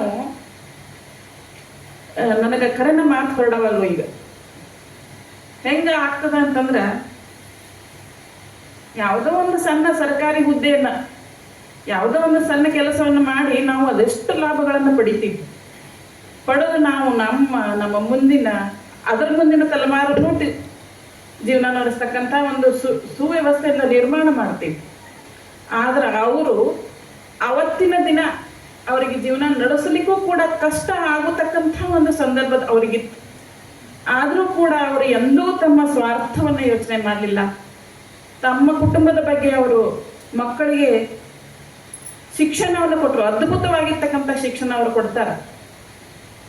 ಆದರೆ ಯಾವ ಆಸ್ತಿನೂ ಅವ್ರು ಮಾಡೋದಿಲ್ಲ. ಇಲ್ಲಿ ಅಕ್ಕ ಅವ್ರು ಬಂದಾರ, ಅವ್ರು ಹೇಳ್ತಾರೆ, ಇಲ್ಲಿ ವ್ಯವಸಾಯ ಲಾಪುರ ಒಳಗೆ ಅವ್ರ ಮನೆ ಐತ್ರಿ, ನಾವು ಇತ್ತೀಚೆಗೆ ಅದನ್ನ ಅವ್ರು ಹುಟ್ಟಿದ ಮನೆ ರಿನೋವೇಷನ್ ಮಾಡಿದ್ವಿ ಅಂತ ತಿಳ್ಕೊಂಡು ಅವ್ರು ಹೇಳಿದ್ರಿ. ಈಗ ನಮಗೆ ಮುಂಚೆ ಮಾತಾಡುವಾಗ ಆ ಪುಣ್ಯ ಒಂದು ಮನೆ ಇವು ಕೂಡ ಅಲ್ಲೈತಿ. ಅದರ ಜೊತೆಗೆ ನಾ ಏನು ಹೇಳಿಕ್ ಬಯಸ್ತೀನಿ ಅಂತಂದ್ರೆ, ಅವರು ಬಿಜಾಪುರದೊಳಗೆ ಬಹಳಷ್ಟು ವರ್ಷಗಳ ಕಾಲ ಕಳೀತಾರಲ್ಲ, ಅಲ್ಲಿ ಉಪ್ಲಿ ಬುರ್ ಜೊತೆಗೆ ಅವ್ರದ್ದೊಂದು ಬಾಡಿಗೆ ಮನೆ. ಆ ಬಾಡಿಗೆ ಮನೆ ಅವರು ಕೊನೆಯವರೆಗೂ ಅದೇ ಬಾಡಿಗೆ ಮನೆಯೊಳಗೆ ಇದ್ರು. ನಾನು ಸಣ್ಣಕ್ಕಿದ್ದಾಗ, ನಾನೊಂದು 4ನೇ 5ನೇ ಕ್ಲಾಸ್ನಾಗ ಇದ್ದಾಗ ಬಿಜಾಪುರಕ್ಕೆ ನನ್ನ ತಾಯಿ ತವ್ರ ಮನೆಗೆ ಹೋದಾಗ ನಾವಲ್ಲಿ ಓಡ್ಕೋತ ಹೋಗಿದ್ವಿ ಅದನ್ನ ನೋಡಬೇಕಂತ ಹೇಳಿ. ಹೆಂಗೈತಿ ಅಜ್ಜ ಪಗು ಒಳಗಟ್ಟಿ ಅವ್ರ ಮನೆ ಹೆಂಗೈತಿ ಅಂತ ನೋಡಕ್ಕೆ ಹೋಗಿದ್ವಿ. ಅಗದಿ ಒಂದು ಸಾದಾ ಮನೆ ರೀ. ನೋಡಿದ್ರೆ ಅದು ತಗಡಿಲೆ ಮ್ಯಾಲೆ ಇದನ್ನು ಬಡ್ದಿದ್ರು, ಕಿಟಕಿಗಳ ಇವಕ್ಕೆಲ್ಲ ಕಿತ್ತಿದ್ದು. ಒಂದು ಸೈಕಲ್ ಇತ್ತಲ್ಲೇ, ಅವ್ರು ಹೇಳಿದ್ರು ಇದು ಅಜ್ಜನ ಸೈಕಲ್ ನೋಡತ್ ಹೇಳಿ. ಅದನ್ನ ಹಿಂಗೆ ಮುಟ್ಟಿ ಮುಟ್ಟಿ ನೋಡಿ ಬಂದಿದ್ದೀವಿ ನಾವು. ಯಾಕೆ ಈ ಥರದ ಒಂದು ಸಂವೇದನೆ ನನಗೆ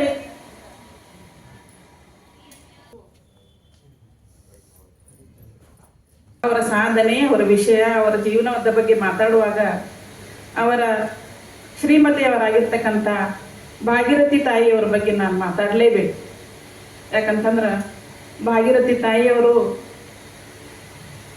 ಪಿತಾಮಹ ಪಗು ಅಳಕಟ್ಟಿಯವರಿಗೆ ಯಾವ ರೀತಿ ಸಂಗಾತಿ ಆಗಿದ್ರು ಅನ್ನೋದಕ್ಕೆ ಅವರ ಈ ಎಲ್ಲ ಜೀವನದ ಸಾಧನೆಗಳಿಗೆ ಅವರು ಜೊತೆಯಾಗಿ ನಿಂತು ಇಡೀ ಜೀವನ ಪರ್ಯಂತ ಅವರ ಬೇಕು ಬೇಡಗಳು, ಅವರ ಸಾಧನೆ ವೈಫಲ್ಯಗಳಿಗೆ ಸಾಕ್ಷಿಯಾಗಿ ಮಕ್ಕಳನ್ನು ಬೆಳೆಸಿ ಸಮಾಜಕ್ಕೆ ಅವರು ಕೊಡ್ತಕ್ಕಂಥ ಕಾರ್ಯಗಳು ಈಡೇರಿಸ್ತಕ್ಕಂಥ ಉದ್ದೇಶಗಳೊಳಗೆ ಜೊತೆಗಾರ್ತಿಯಾಗಿ ನಿಂತಿರ್ತಕ್ಕಂಥ ಭಾಗೀರಥಿಯವರು ಬನಹಟ್ಟಿಯವರು. ನಾನು ಕೂಡ ಬನಹಟ್ಟಿಯ ಮಗಳಾಗಿದ್ದರಿಂದ ನನಗೆ ಯಾಕಷ್ಟು ಹೆಮ್ಮೆ ಅನ್ನಿಸ್ತದ ಈ ಸಂದರ್ಭ ಅಂತಂದ್ರೆ, ಭಾಗೀರಥಿ ತಾಯಿಯವರು ಬನಹಟ್ಟಿಯ ಶ್ರೀ ತಮ್ಮಣ್ಣಪ್ಪ ಚಿಕ್ಕೋಡಿಯವರ ಮಗಳು. ಹೆಣ್ಣು ಕೊಟ್ಟ ಮಾವ ಕಣ್ಣು ಕೊಟ್ಟ ದೇವರು ಅಂತ ಹೇಳ್ತಾರೆ. ಬಹುಶಃ ತಮ್ಮಣ್ಣಪ್ಪ ಚಿಕ್ಕೋಡಿಯವರ ಒಂದು ಸಂಕಲ್ಪ ಮತ್ತು ಅವರ ಒಂದು ಆಶಾವಾದ, ಅವರ ಒಂದು ಉತ್ಕಟವಾಗಿರ್ತಕ್ಕಂಥ ಇಚ್ಛಾ ಶಕ್ತಿ ಇರಲಿಲ್ಲ ಅಂತಂದ್ರೆ ಪ್ರಭು ಹಳಕಟ್ಟಿಯವರು ಬಹುಶಃ ಈ ಸಾಧನೆಯನ್ನು ಮಾಡಲಿಕ್ಕೆ ಎಲ್ಲೋ ಒಂದು ಸ್ವಲ್ಪ ಕೊರತೆಯನ್ನು ಅನುಭವಿಸ್ತಿದ್ರು ಅಂತ ನನಗನ್ನಿಸ್ತು. ಯಾಕಂತಂದ್ರೆ ಮಾವನವರಾಗಿರ್ತಕ್ಕಂಥ ತಮ್ಮಣ್ಣಪ್ಪ ಚಿಕ್ಕೋಡಿಯವರು ಬರೀ ಮಗಳನ್ನಷ್ಟ ಕೊಡಲಿಲ್ಲ, ಪ್ರತಿಯೊಂದು ಸಂದರ್ಭದೊಳಗೂ ಪ್ರಭು ಹಳಕಟ್ಟಿಯವರಿಗೆ ಆತ್ಮಸ್ಥೈರ್ಯವನ್ನು ತುಂಬಿರ್ತಕ್ಕಂಥ ಕೆಲಸವನ್ನು ಅವ್ರು ಮಾಡ್ತಾರೆ. ಬನಹಟ್ಟಿಯ ಜನತಾ ಶಿಕ್ಷಣ ಸಂಘದ ಸ್ಥಾಪಕರು ಆಗಿ ತಮ್ಮಣ್ಣಪ್ಪ ಚಿಕ್ಕೋಡಿಯವರು ಆ ಇಡೀ ಆ ಏರಿಯಾದೊಳಗೆ ಮರಾಠಿಮಯವಾಗಿದ್ದ ಆ ಎಲ್ಲ ಏರಿಯಾ ಒಳಗೆ ಕನ್ನಡವನ್ನು ಜಾಗೃತಗೊಳಿಸಿ ಕನ್ನಡ ಶಾಲೆಗಳನ್ನು ತೆಗೆದು ಆ ಕನ್ನಡ ಒಂದು ಶಿಕ್ಷಣವನ್ನು ಕಡ್ಡಾಯ ಮಾಡಿರ್ತಕ್ಕಂಥ ಕೆಲಸದೊಳಗೆ ಅವರು ಅತ್ಯಂತ ಸಾಧನೆಯನ್ನು ಮಾಡಿರ್ತಕ್ಕಂಥ ತಮ್ಮಣ್ಣಪ್ಪ ಚಿಕ್ಕೋಡಿಯವರು ಅಳಿಯನಿಗೆ ಹೇಳ್ತಾರೆ ಏನು ಸಾಧನೆ ಮಾಡಬೇಕಾಗಿತ್ತು, ಏನು ಮಾಡಬೇಕು, ಯಾವ ನಿಟ್ಟಿನೊಳಗೆ ಅದನ್ನು ಮಾಡಬೇಕು, ಅದಕ್ಕೆಲ್ಲದಕ್ಕೂ ಅವರು ಬೆನ್ನೆಲುಬಾಗಿ ನಿಲ್ತಾರೆ. ಮನುಷ್ಯ ಸಹಜ ಒಂದು ಭಾವನೆ ಗೊತ್ತದ ನಿಮಗೆ. ಎಷ್ಟೋ ಅಡೆತಡೆಗಳು ಬಂದು ಹಳಕಟ್ಟಿಯವರ ಜೀವನದೊಳಗೆ ಸಾಕಷ್ಟು ಧೈರ್ಯ ಕಳೆದುಕೊಳ್ಳುವ ಸಂದರ್ಭಗಳು ಬಂದು, ದುಃಖದ ಸನ್ನಿವೇಶಗಳು ಬಂದು, ಏನೂ ಇದು ಬೇಡಪ್ಪ ನಾನು ಬಿಟ್ಟು ಬಿಡಲ ಅಂತಕ್ಕಂಥ ಒಂದು ಬಂತು ಆಲೋಚನೆ ಒಂದ್ಸಲ ಅವರಿಗೆ. ಆ ಸಂದರ್ಭದೊಳಗೆ ಪ್ರಭು ಹಳಕಟ್ಟಿಯವರನ್ನ ಒಬ್ಬ ತಂದೆಯಾಗಿ ಒಬ್ಬ ಮಾವನಾಗಿ ತಮ್ಮಣ್ಣಪ್ಪ ಚಿಕ್ಕೋಡಿ ಅವ್ರು ಹೇಳ್ತಾರೆ. ಅವ್ರು ಬರೆದಿರ್ತಕ್ಕಂಥ ಒಂದೊಂದು ಪತ್ರಗಳ ಸಹಿತ ಅಲ್ಲಿ ಬನಹಟ್ಟಿ ಒಳಗದ. ಅವ್ರು ಹೇಳ್ತಾರ, ನೀನು ಈ ಭೂಮಿ ಮೇಲೆ ಹುಟ್ಟಿ ಬಂದಿದ ಮೇಲೆ ನೀನು ಕೈಕೊಂಡ ಕಾರ್ಯಗಳನ್ನ ಅರ್ಧಕ್ಕೆ ಬಿಟ್ಟು ಹೋದಿ ಅಂತಂದ್ರ ನೀನು ಆ ಮೌಲ್ಯಗಳಿಗೆ ಧಕ್ಕೆ ಮಾಡ್ದಂಗೆ ಆಗ್ತದ. ಆ ಇತಿಹಾಸದಲ್ಲಿ ನಡೆದುಕೊಂಡು ಬಂದಿರತಕ್ಕಂಥ ಆ ಒಂದು ಆರೋಗ್ಯಯುತ ಸಂಸ್ಕಾರಕ್ಕೆ ನೀನು ಧಕ್ಕೆ ಮಾಡಿದಂಗೆ ಆಗ್ತತಿ ಅಂತ ತಿಳ್ಕೊಂಡು ಅವರು ಧೈರ್ಯವನ್ನು ಕೊಡ್ತಾರೆ. ಅಷ್ಟೇ ಅಲ್ಲ, ಬಾಯಿ ಮಾತನಾಗಲ್ಲ, ಹಣಕಾಸಿನ ಸಹಾಯ ಮಾಡ್ತಾರೆ ಅವರು. ಯಾಕಂದ್ರೆ ಮುಖ್ಯ ಅದು ಬೇಕು ನೋಡ್ರಿ ನಮಗೆ. ಹಣಕಾಸಿನ ಸಹಾಯ ಮಾಡ್ತಾರೆ, ಜೊತೆಗೆ ಮಗಳಿಗೂ ಹೇಳ್ತಾರೆ, ನಿಮಗೆ ಗೊತ್ತದ ಈಗಿನ ಸಂದರ್ಭ ಆಗಿತ್ತಂದ್ರೆ ಹಳ್ಯಾಗ ಏನು ಹೇಳ್ತಾರೆ ನಿಮ್ಮ ಮಾವುಗಳು, ಯಾಕಪ್ಪ ನೀನು ಊರು ಸಬರಿ ಚಂದಾಗಿ ಮಗಳ ನೋಡ್ಕೊಂಡು ಮನ್ಯಾಗ ಇರಬಾರ್ದ, ವಕೀಲಿಕೆ ಮಾಡ್ಕೊಂಡು ಇರಬಾರ್ದನ ಅಂತ ಹೇಳುವಂಥ ಒಂದು ಸಂದರ್ಭ ಇತ್ತು. ಆದ್ರೆ ಅವ್ರು ಹೇಳಿಲ್ಲ. ಅದಕ್ಕೆ ಖ್ಯಾತ ಲೇಖಕಿ ಪ್ರೊಫೆಸರ್ ಉಮಾ ಅಕ್ಕಿಯವರು ತಮ್ಮ ಲೇಖನದೊಳಗೆ ಬರೀತಾರೆ, ತಮ್ಮಣ್ಣಪ್ಪ ಚಿಕ್ಕೋಡಿಯವರು ಕೆತ್ತಿದ ಅದ್ಭುತ ಶಿಲ್ಪ ಪ್ರಭು ಹಳಕಟ್ಟಿಯವರು ಅಂತ ಬರೀತಾರೆ. ಅವರು ಅವರ ಸಂಕಲ್ಪ ಗರ್ಭದಿಂದ ಜನಿಸಿದ ಶಿಶು ಅಂತ ಹೇಳ್ತಾರೆ. ಅಂದ್ರೆ ಅವರ ಇಚ್ಛಾಶಕ್ತಿ ಎಷ್ಟಾಗಿತ್ತು ಅನ್ನೋದೇ ಗೊತ್ತಾಗ್ತದೆ. ಈ ಸಂದರ್ಭದೊಳಗೆ ಅದು ನನಗೆ ಯಾಕಷ್ಟು ನೆನಪಾಯಿತು ಅಂತಂದ್ರೆ, ಬನಹಟ್ಟಿಯ ಜನತಾ ಶಿಕ್ಷಣ ಸಂಘದೊಳಗೆ ಪ್ರಭು ಹಳಕಟ್ಟಿ ಶಾಲೆ, SRA ಸಂಯುಕ್ತ ಪದವಿ ಪೂರ್ವ ಶಾಲೆ ಅಂಥೇಳಿ ಮಹಾವಿದ್ಯಾಲಯಗಳು ಇವರ ಒಂದು ಪುಣ್ಯ ಕಾರ್ಯದಿಂದನ ಇವತ್ತಿಗೂ ಕೂಡ ಬಳಕೊಂಡು ಬಂದವ. ಅದೇ ಒಂದು ಶಾಲೆಯಲ್ಲಿ ಓದಿರ್ತಕ್ಕಂಥ ನಾನು ಇವತ್ತು 2ನೇ ಬಾರಿಗೆ ಇಲ್ಲಿ ನಿಮ್ಮ ಮುಂದೆಲ್ಲ ನಿಂತು ಅವರ ಬಗ್ಗೆ ನಾನು ಒಂದಿಷ್ಟು ವಿಚಾರಗಳನ್ನು ಹಂಚಿಕೊಳ್ಳಿಕ್ಕೆ ಸಾಧ್ಯ ಆಗಿದ್ದು ಅವರು ಹಾಕಿಕೊಟ್ಟ ಮಾರ್ಗದರ್ಶನ, ಅವರ ಆಶೀರ್ವಾದದಿಂದ ಇದು ಸಾಧ್ಯ ಆಗೈತಿ ಅಂತ ತಿಳ್ಕೊಂಡ ನಾನಿಲ್ಲಿ ಹೇಳಲಿಕ್ಕೆ ಇಚ್ಛಪಡ್ತೀನಿ. ಈ ಎಲ್ಲ ವಿಷಯಗಳನ್ನು ನೋಡಿದಾಗ ನಮಗೆ ಒಂದು ವಿಷಯ ಅಲ್ಲಿ ಏನು ಅನಿಸ್ತತಿ, ಸಂಶಯ ಬರ್ತತಿ ಅಂತಂದ್ರೆ, ಹೌದಲ್ಲ ಪ್ರಭು ಹಳಕಟ್ಟಿಯವರು ಬರೀ ಸಮಾಜದ ಬಗ್ಗೆನ ಕುರಿತನೇ ವಿಚಾರ ಮಾಡಿದ್ರೂ ಅವ್ರ ಕುಟುಂಬದ ಬಗ್ಗೆ ಎಂದು ಯೋಚನೆನ ಮಾಡಲಿಲ್ಲೇನೋ ಅಂತ ಒಂದು ಅರ್ಥದೊಳಗೆ ಅವರು ಮಾಡಲಿಲ್ಲ. ಆದ್ರೆ ಮಕ್ಕಳಿಗೆ, ನಾನು ಆಗಲೇ ಹೇಳಿದಂಗೆ ಮಕ್ಕಳಿಗೆ ಶಿಕ್ಷಣವನ್ನು ಕೊಟ್ಟರು. ಅವರು ಅದ್ಭುತ ವ್ಯಕ್ತಿಗಳಾಗಿ ರೂಪುಗೊಳ್ಳಲಿಕ್ಕೆ ಅವರು ಮಾರ್ಗದರ್ಶನ ನೀಡ್ತಾರೆ. ಒಂದಿಷ್ಟು ಮಕ್ಕಳನ್ನು ಅವರು ಬಾಲ್ಯದೊಳಗನ ಕಳ್ಕೊಳ್ಬೇಕಾಗ್ತತಿ.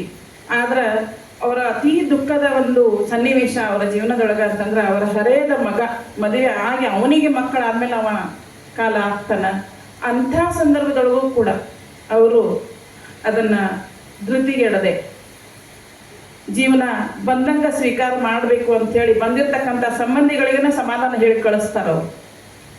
ಅಂಥ ಒಂದು ವ್ಯಕ್ತಿತ್ವ ಫಗು ಹಳಕಟ್ಟಿಯವ್ರದ್ದು. ಆ ಮನೆತನದ ಮಕ್ಕಳು, ಮೊಮ್ಮಕ್ಕಳು, ಆ ಒಂದು ಮನೆತನದ ಇನ್ನೂ ಸಂಬಂಧಿಕರು ಈಗಲೂ ಕೂಡ ಅದೇ ಒಂದು ಅವ್ರ ಜೊತೆ ಮಾತಾಡಿದಾಗ ಅನಿಸ್ತತಿ ಇವರು ಖರ್ನ ಅವ್ರ ಮನೆ ಮಕ್ಕಳು ಅಂತ ಅನಿಸ್ತತಿ. ಯಾಕಂತಂದ್ರೆ ಆ ಒಂದು ಸೌಮ್ಯ ಸ್ವಭಾವ, ಮಾತನಾಡ್ತಕ್ಕಂಥ ರೀತಿ ಅವೆಲ್ಲವನ್ನು ನೋಡಿದಾಗ ಬಹಳ ಹೆಮ್ಮೆ ಅನ್ನಿಸ್ತದ. ಫಗು ಹಳಕಟ್ಟಿಯವರು ಯಾವ ನಿಟ್ಟಿನೊಳಗ ಒಂದು ಸಮಾಜದ ಅಭಿವೃದ್ಧಿ, ಒಂದು ಸಾಹಿತ್ಯದ ಒಂದು ಕ್ಷೇತ್ರದಲ್ಲಿ ಅವರು ಮಾಡಿರ್ತಕ್ಕಂತಹ ಒಂದು ಸಾಧನೆ, ಸಹಕಾರ ಸಂಘದ ಕ್ಷೇತ್ರದಲ್ಲಿ ಅವರು ಮಾಡಿರ್ತಕ್ಕಂಥ ಸಾಧನೆ, ಇವೆಲ್ಲವನ್ನು ನೋಡಿದಾಗ ನಮಗ ಒಬ್ಬ ವ್ಯಕ್ತಿ ಇಷ್ಟೆಲ್ಲ ಸಾಧನೆ ಮಾಡಲಿಕ್ಕೆ ಸಾಧ್ಯದ ಅನ್ನೋದನ್ನ ಸೋಜಿಗವಾಗಿ ತೋರಿಸ್ತದ. ಖರೇನ ಇವತ್ತಿನ ಜನಾಂಗ ಇದನ್ನು ತಿಳ್ಕೋಬೇಕು. ಸಾಧನೆ ಅಂದ್ರೆ ಏನು ಅಂದ್ರೆ ಇಂಥ ವ್ಯಕ್ತಿಗಳನ್ನು ನೋಡಿದಾಗ ಗೊತ್ತಾಗ್ತದ. ಇಲ್ಲಿ ಒಂದು ಉನ್ನತ ಆದರ್ಶ ಅದ, ತ್ಯಾಗ ಅದ, ಸಮಾಜದ ಬಗ್ಗೆ ಕಳಕಳಿ ಅದ. ಈ ಎಲ್ಲ ಅಂಶಗಳು ಕೂಡ 12ನೇ ಶತಮಾನದ ವಚನಕಾರರ ವಚನಗಳಲ್ಲಿ ಕಾಣಿಸ್ತಿದ್ದು. ನಮ್ಮ ಅಣ್ಣ ಬಸವಣ್ಣನವರು, ಅಲ್ಲಮ ಪ್ರಭುದೇವರು, ಚನ್ನಬಸವಣ್ಣನವರು ಆದಿಯಾಗಿ, ಅಕ್ಕಮಹಾದೇವಿಯವರು ಎಲ್ಲರ ಆದಿಯಾಗಿ ಶರಣೆಯರೆಲ್ಲ ತಮ್ಮ ವಚನಗಳ ಮೂಲಕ ಹಾಕಿಕೊಟ್ಟಿರ್ತಕ್ಕಂಥ ಮಾರ್ಗದರ್ಶನ, ಮೌಲ್ಯಯುತ ಸಂಸ್ಕಾರವನ್ನ, ವಚನಗಳನ್ನ ನಮಗೆ ಇವತ್ತೇನಾದರೂ ನಾವು ಕೂಡ ಅದನ್ನ ಸ್ವಲ್ಪ ನೋಡಿ ಕಲಿತು ಅದನ್ನ ತಿಳ್ಕೊಳ್ಳಿಕ್ಕೆ ಸಾಧ್ಯ ಮಾಡಿಕೊಟ್ಟಿರ್ತಕ್ಕಂಥ ಮಹಾನುಭಾವರು ಅಂತಂದ್ರೆ ಅವರು ಫಗು ಹಳಕಟ್ಟಿಯವರು ಅಂತ ಹೇಳಲಿಕ್ಕೆ ಹೆಮ್ಮೆ ಆಗ್ತದೆ. ಅವರ ಪ್ರತಿ ಜನ್ಮದಿಂದನೂ ಕೂಡ ನಾವು ಮಾಡಬೇಕಾದ್ದೇನು, ನಾವು ಸಂಕಲ್ಪ ಮಾಡಬೇಕಾದ್ದೇನು, ಅಲ್ಲಿ ನಾವು ಪಾಲಿಸ್ಕೊಳ್ಬೇಕಾಗಿದ್ದದನ್ನ ಏನು ಅಂತಕ್ಕಂಥ ವಿಚಾರಗಳನ್ನ ನಾವು ಮೈಗೂಡಿಸ್ಕೊಂಡು ಇನ್ನು ಮುಂದಿನ ಪೀಳಿಗೆಗೆ ನಾವು ಅದನ್ನ ಯಾವ ರೀತಿ ಅದನ್ನ ತಲುಪಿಸಬೇಕು ಅನ್ನೋದನ್ನ ಪ್ರತಿ ದಿವಸನ ವಿಚಾರ ಮಾಡಿಕೊಂಡು ಆ ನಿಟ್ಟಿನೊಳಗ ಕಾರ್ಯಪ್ರವೃತ್ತರಾದ್ರೆ ಇಂಥ ಮಹಾನುಭಾವರ ಸಾಧನೆಗೆ ನಾವು ಗೌರವವನ್ನು ಅರ್ಪಿಸಿದಂಗ ಆಗ್ತದ ಅಂತ ಹೇಳಿ ಇವತ್ತಿನ ಈ ಸಂದರ್ಭದೊಳಗ ಇನ್ನೂ ಬಹಳಷ್ಟು ವಿಚಾರಗಳನ್ನ ನನಗ ಹೇಳಬೇಕನ್ನಿಸ್ತು. ಆದ್ರೆ ಸಮಯದ ಒಂದು ಮಿತಿಯೊಳಗೆ ನಾನು ಹೇಳಲಿಕ್ಕೆ ಪ್ರಯತ್ನ ಪಟ್ಟೀನಿ. ಈ ಮತ್ತೊಮ್ಮೆ ಮುಗುದೊಮ್ಮೆ ಎಲ್ಲರಿಗೂ ನಾನು ಧನ್ಯವಾದಗಳನ್ನ ಹೇಳ್ತೀನಿ. ಬಡತನದ ಬೇಗೆಯಲ್ಲಿ ಬೆಂದರೂ ಕುಗ್ಗದಿರೆ, ನಾಡು ನುಡಿ ಸಿರಿಗೊಳಿಸಿ ಸಂತಸವ ಹೊಂದಿ, ನುಡಿಯ ಜ್ಯೋತಿರ್ಲಿಕ್ಕ ನಿಜವ ತೋರಿದ ತಂದೆ, ದುಡಿಮೆಯಲ್ಲಿ ಶರಣ ನಿಧಿ ಅಗೆದುನಿ ತಂದೆ ಅಂತ ಹೇಳಿ ಎಂ.ಎನ್. ವಾಲಿಯವರ ಈ ಮಾತಿನೊಂದಿಗೆ ಮತ್ತೊಮ್ಮೆ ವಚನ ಪಿತಾಮಹ ಫಗು ಹಳಕಟ್ಟಿಯವರಿಗೆ ದೀರ್ಘದಂಡ ನಮಸ್ಕಾರ ಮಾಡಿ ತಮ್ಮೆಲ್ಲರಿಗೂ ಶರಣಾರ್ಥಿಗಳು. ಮಲಯಾಳವರು ಹುಬ್ಬಳ್ಳಿ ಧಾರವಾಡ ಮಹಾನಗರ ಪಾಲಿಕೆ ಗ್ಯಾರಂಟಿ ಯೋಜನೆ ಅನುಷ್ಠಾನ ಸಮಿತಿ ಅಧ್ಯಕ್ಷರು ತಮ್ಮ ಮಾತುಗಳನ್ನು ಸಭೆ ಜೊತೆ ಹಂಚಿಕೊಳ್ಳಬೇಕು ಅಂತ ಹೇಳಿ ವಿನಂತಿ ಮಾಡ್ಕೊತೇನೆ. ವೇದಿಕೆ ಮೇಲೆ ಆಸೀನರಾದಂಥ ಎಲ್ಲ ಗಣ್ಯಮಾನ್ಯರಿಗೂ ಶರಣಾರ್ಥಿಗಳು. ಇವತ್ತು ಜಿಲ್ಲಾಡಳಿತ ಮತ್ತು ಕನ್ನಡ ಸಂಸ್ಕೃತಿ ಇಲಾಖೆ ಧಾರವಾಡ ಜಿಲ್ಲೆ ಸಂಯೋಗದೊಂದಿಗೆ ಡಾಕ್ಟರ್ ವಚನ ಪಿತಾಮಹ ಡಾಕ್ಟರ್ ಫಕೀರಪ್ಪ ಗುರುಬಸಪ್ಪ ಹಳಕಟ್ಟಿ ಇವರ ಜನ್ಮ ದಿನಾಂಕ ಇರುವುದರಿಂದ ತಮಗೆಲ್ಲರಿಗೂ ಅವರ ಜನ್ಮ ದಿನಾಂಕದ ಶುಭಾಶಯಗಳನ್ನು ತಿಳಿಸ್ತೇನೆ. ಮೊದಲಿಗೆ ಅವರು ಪಿತಾಮಹ ಮತ್ತು ಈಗ ಕನ್ನಡದ ಒಂದು ಹೋರಾಟಗಾರರು. ಯಾಕೆಂದರೆ ಅವರು ಧಾರವಾಡದಲ್ಲಿ ಜನಿಸಿ ಮತ್ತು ಅವ್ರ ಕಾರ್ಯವ್ಯಾಪ್ತಿಯನ್ನು ಬಿಜಾಪುರಕ್ಕೆ ತೊಗೊಂಡು ಹೋದ್ರು. ಧಾರವಾಡದ ಜನತೆಗೆ ಪರವಾಗಿ ಅವರು ಭಾಳ ಒಂದು ಸ್ವಲ್ಪ ಹೋರಾಟ ಮಾಡಿದವರು. ಈಗ ಕನ್ನಡ ಇದು ಮಾಡ್ಬೇಕಂದ್ರೆ ಅವರು ಚರಿತ್ರೆ ಹೇಳಬೇಕಂದ್ರೆ ಅವರು ಮೊಟ್ಟ ಮೊದಲು ಧಾರವಾಡದಲ್ಲಿ ಜನಿಸಿ ಆಮೇಲೆ ಅವರು ಪಿತಾಮಹ ಆದರು. ಪಿತಾಮಹದ ವಚನ ಸಾಹಿತ್ಯದ ಪ್ರಚಾರ ಮಾಡ್ಬೇಕಂತೇಳಿ ಬಸವಣ್ಣರನ್ನು ನೇಮಿಸಿಕೊಂಡ್ರು. ಅವರಿಂದ ಅವರು ತಮ್ಮ ಪ್ರಚಾರದ ಎಲ್ಲ ಸಾಹಿತ್ಯಗಳನ್ನು ಎಲ್ಲ ಪ್ರಚಾರ ಮಾಡಲಾಯಿತು.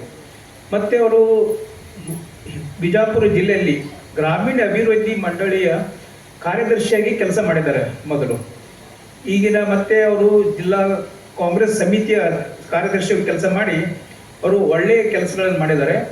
ಆಮೇಲೆ ಅವರು ಮುಂಬೈಗೆ ಹೋಗಿ ವಿಧಾನ ಪರಿಷತ್ ಸದಸ್ಯರಾಗಿ ಕನ್ನಡದ ಒಂದು ಗಟ್ಟಿಯಾಗಿ ಕನ್ನಡ ಒಂದು ಬೆಳಗಲಿ ಅಂತ ಹೇಳಿ ಕನ್ನಡ ಪರವಾಗಿ ಹೋರಾಟ ಮಾಡಿದವರು ಅಂತ ಮಹಾಪಿತಾಮಹ ಡಾಕ್ಟರ್ ಫಕೀರಪ್ಪ ಗುರುಬಸಪ್ಪ ಹಳಕಟ್ಟಿಯವ್ರು ನೆನೆಸ್ಬೇಕಂದ್ರೆ ಪುಣ್ಯವಂತರು ನಾವೆಲ್ಲ, ನೀವು ಆತು ನಾವತ್ತು. ಯಾಕಂದ್ರೆ ಆ ರೀತಿ ಅವರು ಎಷ್ಟು ಹೋರಾಟ ಮಾಡಿದ್ದಾರೆ ಅಂದ್ರೆ ತಮ್ಮ ಜೀವನವನ್ನು ಮುಡಿಪಾಗಿಟ್ಟಿದ್ದಾರೆ. ಅದೇ ರೀತಿ ಅವರು ಅನೇಕ ಪ್ರಶಸ್ತಿ, ಗೌರವ ಪ್ರಶಸ್ತಿಗಳು ಸಿಕ್ಕಿದಾವೆ. ಅದರೊಳಗೆ ಭಾರತ ಸರ್ಕಾರ ಗೌರವ ಅಂದ್ರೆ ರಾವ್ ಬಹದ್ದೂರ್ ಅಂತೇಳಿ, ಯಾಕಂದ್ರೆ ಅದು ಎಲ್ಲರಿಗೂ ಸಿಗೋದಿಲ್ಲ. ಇಂಥ ಮಹಾನ್ ವ್ಯಕ್ತಿಗೆ ರಾವ್ ಬಹದ್ದೂರ್ ಪ್ರಶಸ್ತಿ ಕೊಟ್ಟಿದ್ದಾರೆ ಅಂದ್ರೆ ಎಲ್ಲ ಅವರು ಅನ್ವಯಿಗಳಿಗೆ ಅಂದ್ರೆ ಪುಣ್ಯವಂತರು. ಆ ಸಂದರ್ಭ ಹೇಳ್ಬೇಕಂದ್ರೆ ಈಗ ನಾವು ಎಲ್ಲ ಅವ್ರಿಗೆ ನೆನೆಸ್ಬೇಕಂದ್ರೆ ಈಗ ಸರ್ ಹೇಳಿದಾಗೆ ನಮ್ದು ಕಾಲೇಜಲ್ಲೊಳಗೆ ಆಗಬೇಕು. ಕಾಲೇಜಲ್ಲಿ ಏನಾಗ್ತದೆ, ಆ್ಯಕ್ಚುಲಿ ಕಾಲೇಜಾಗ ಒಂದು ಸೆಮಿನಾರ್ ಟೈಪ್ ಒಂದು ಮಂತ್ಲಿ ಆಗಲಿ ವರ್ಷ ಆಗಲಿ ಒಂದೊಂದು ಕಾರ್ಯಕ್ರಮ ಇಟ್ಕೊಳ್ಬೇಕಂತ ಹೇಳಿ ಕನ್ನಡ ಸಂಸ್ಕೃತಿ ಇಲಾಖೆ ಬೆಕ್ಕೇರಿ ಸಾಹೇಬರಿಗೆ ನಾವೊಂದು ಮನವಿ ಮಾಡ್ತೀನಿ. ಬೇಕಾದರೆ ನಾವು DC ಅವ್ರಿಗೂ ಹೇಳ್ಬೋದು, ಯಾಕಂದ್ರೆ ಮತ್ತು ಸರ್ಕಾರಕ್ಕೂ ನಾವು ಮನವಿ ಕೊಡ್ಬೋದು.